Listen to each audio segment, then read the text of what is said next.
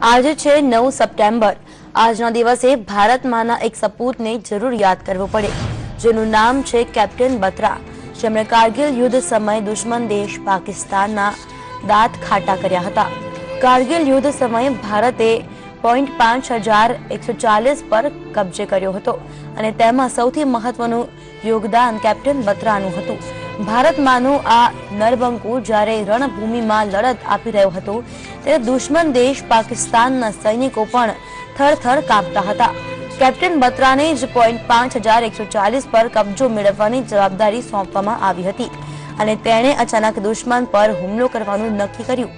Captain બત્રાની ટીમે કરાર કોતર પર ચઢાઈ કરી અને જેવા તેઓ ટોપ પર પહોંચ્યા કે તુરંત તેમને દુશ્મનોએ ઘેરી લીધા હતા।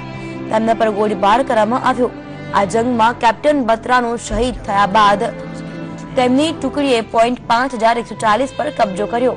કેપ્ટન બત્રાના યોગદાન બદલ તેમને મરણોપરાંત સૈન્યનું સર્વોચ્ચ સન્માન પરમ ચક્ર એનાયત કરાયું હતું।